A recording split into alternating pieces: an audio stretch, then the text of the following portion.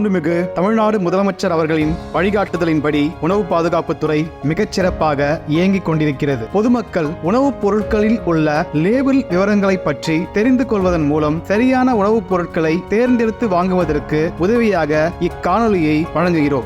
எந்த ஒரு உணவுப் பொருளும் பேக்கிங் செய்யப்பட்டாலே கண்டிப்பா லேபிள் விவரங்கள் கொடுக்கப்பட்டிருக்க வேண்டும். கொடுக்கப்பட்ட உணவுப் பொருள் பற்றிய லேபிளில் உள்ள விவரங்களோ தகவல்களோ பணங்களோ தவறான முறையில் சித்தரிக்கப்படக்கூடாது. உணவுப் பொருளுடன் லேபிள் சரியாக இணைக்கப்பட்டிருக்க வேண்டும். தனியாக பிரிந்து வரக்கூடாது. எந்த ஒரு உணவுப் பொருளாக இருந்தாலும் பேக்கிங் செய்யப்பட்டாலே அதனுடைய பெயரானது லேபிளின் முகப்பு பக்கத்தில் அதன் உண்மைத்தன்மை மாறாமல் சரியாக இடம்பெற்றிருக்க வேண்டும். தவறாகவோ குழப்பத்தை ஏற்படுத்தக்கூடியதாகவோ இருத்தல் கூடாது. சேர்மான பொருட்களின் அளவை பொறுத்து லிஸ்ட் ஆஃப் இன்கிரிடியன்ட்ஸ் இறங்கு வரிசையில் இருக்கப்பட வேண்டும். ஏதேனும் நிறமிகள் சேர்மானங்கள் பதப்படுத்தும் பொருட்கள் சேர்க்கப்பட்டிருந்தால் அவற்றையும் லேபிளில் கண்டிப்பாக குறிப்பிட்டிருக்க வேண்டும். ஊட்டச்சத்துக்களின் விவரங்கள் அனைத்தும் லேபிளில் தெளிவாக இடம்பெற்றிருக்க வேண்டும். எடுத்துக்காட்டுக்கு protein, carbohydrate, added sugar, fat ஆகியவன கிராம் அளவிலும், எனர்ஜி வேல்யூ ஆனது கிலோ கலரி அளவிலும் மற்றும் மினரல்ஸ் அண்ட் விட்டமின்ஸ் மில்லிகிராம் அளவிலும் கொடுக்கப்பட்டிருக்க வேண்டும். வெஜிடேரியன் சிம்பிள் என்பது ஒரு சதுர வடிவிலான கட்டத்தின் நடுவில் பச்சை நிறம் நிரப்பப்பட்ட வட்ட வடிவமாகும். தண்ணீர், பால் போன்ற பொருட்களுக்கு மட்டும் விதிவிலக்கு அளிக்கப்பட்டுள்ளது. அதேபோல் நான்வெஜ் சிம்பிள் ஆனது ஒரு சதுர வடிவிலான கட்டத்தின் நடுவில் பழுப்பு நிறம் நிரப்ப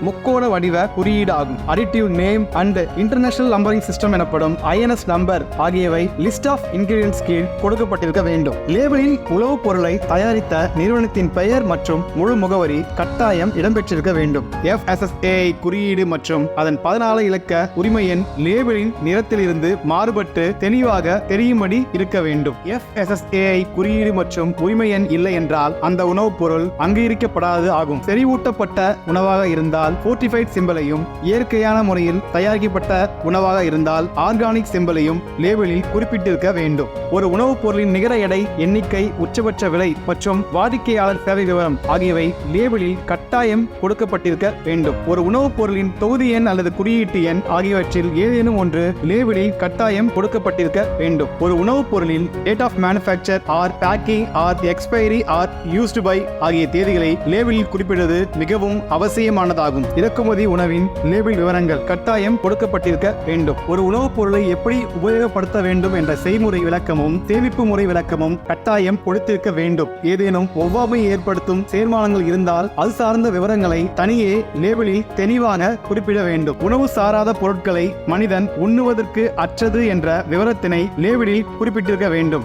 உணவுப் பொருள் பற்றிய புகார்களுக்கு மக்கள் உணவுப் பொருட்களை வாங்கும் பொழுது அந்த உணவுப் பொருளில் சந்தேகம் இருந்தாலோ அல்லது தரமற்ற உணவுப் பொருள் என கருதினாலோ 9444042322 எனும் வாட்ஸ்அப் எண்ணில் புகார்களை தெரிவிக்கலாம். சம்பந்தப்பட்டவர்களின் பெயர் விவரம் பாதுகாக்கப்படும் மற்றும் 24 முதல் 48 மணி நேரத்திற்குள் ஆய்வு மேற்கொள்ளப்பட்டு உரிய நடவடிக்கை மேற்கொள்ளப்படும். உணவு பாதுகாப்பு துறையின் சார்பாக அனைவருக்கும் நன்றி. வெளியீடு உங்கள் செய்தி மக்கள் தொடர்பு துறை.